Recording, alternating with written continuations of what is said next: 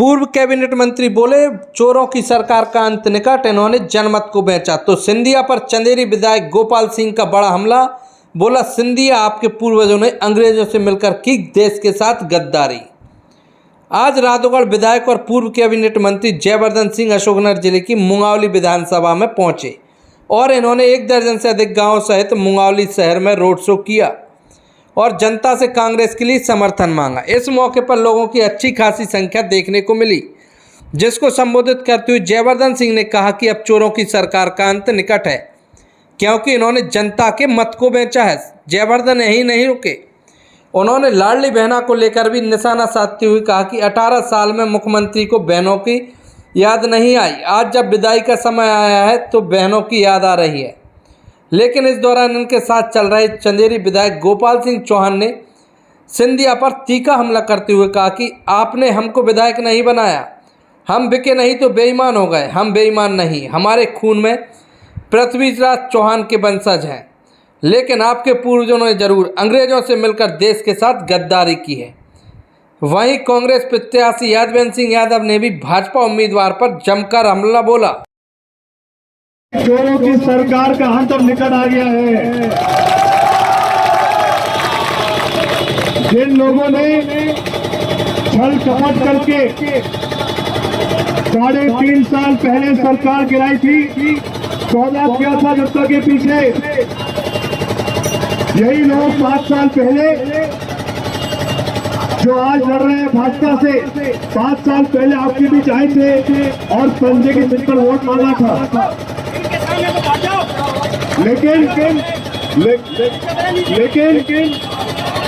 लेकिन 2020 में जब मैंने पार्टी बदली थी तो क्या उस समय जनता से पूछा था क्या? क्योंकि जब सौदा हुआ था तो बात वोटों की नहीं, बात नोटों की थी। हमको सिर्फ 15 महीने मिले थे। हमने शुरुआत कर्ज माफी की थी। हमने 15 महीनों में बिजली के बिल 100 रुपए 100 यूनिट किए थे। कितने किए थे? हमने 15 महीनों में हर जनपद क्षेत्र में 10 से 15 गौशालाएं खुलवाई थी।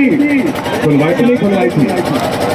हमने 15 महीनों में गरीबों की पेंशन दोगुना की थी, 150-600 रुपए की थी हमने उस समय, और 1000 रुपए करने वाले थे। हमारा आज भी वादा है, 1 महीने बाद जैसी सरकार कांग्रेस की बनेगी, एक किसान जिसकी कर्ज माफी शेष रह गई थी, हमारा वचन है, चाहे कर्जा 80,000 का हो, 1.25 लाख का हो, 2 लाख का हो, कांग्रेस सरकार 2 लाख तक कर्ज माफ करके देगी। हमारा वादा है आप सबको।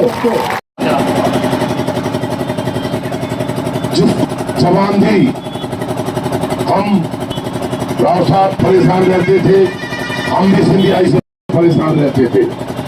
हम मर्यादा नहीं तोड़ना चाहते, लेकिन उन्होंने ऐसे बताया तो भैया जैसा फोन को गर्म था, आपकी गलती की वजह से मैं चलिए विधायक बैठा, 35 करोड़ रुपया ले लेते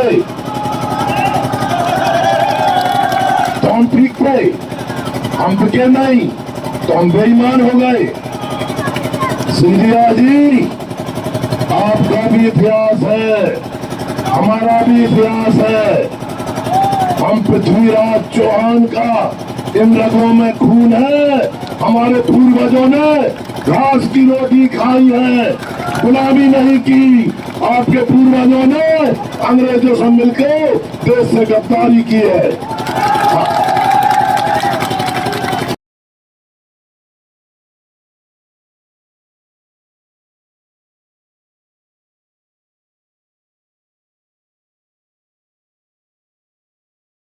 पसीने का उनके कार्य थे। अभी हम बजरी और रेत की बात करें अगर, तो मुझे नहीं लगता कि जब से माननीय मंत्री और विधायक बने, किसी न कुछ न कुछ तो बनाया ही होगा। किसी ने 1 कमरा 2 कमरा पलस्तर, लैट्रिन बाथरूम हॉल गैरेज कुछ न कुछ बनाया होगा। अच्छा, हाथ उठा के बता दो कितने लोगों ने निर्माण कराया है? बजरी किसने खरीदी है? तो पहले कितने की आती थी मंत्री जी से? पहले 1500 में डर गया।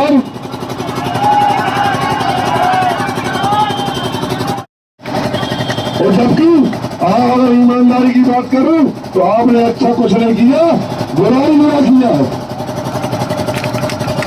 आप देखें भ्रष्टाचार देखें, आज इतना अरबपति आदमी लगा, भैया कौन सी फैक्ट्री लगा दी 6 साल में?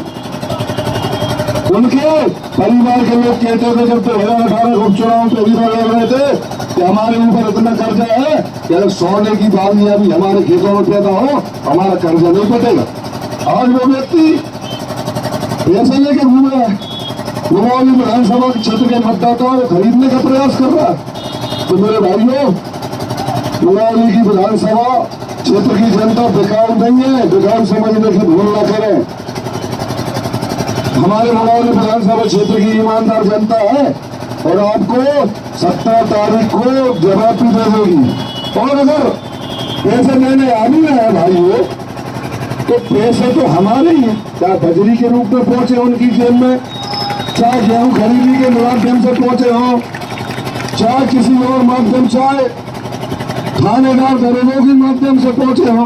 छोटी छोटी रिपोर्ट कोई झूठी करने पहुंच जाए तो 1,50,000 रुपए थाना पर भारी लेते हैं रुमौली विधानसभा।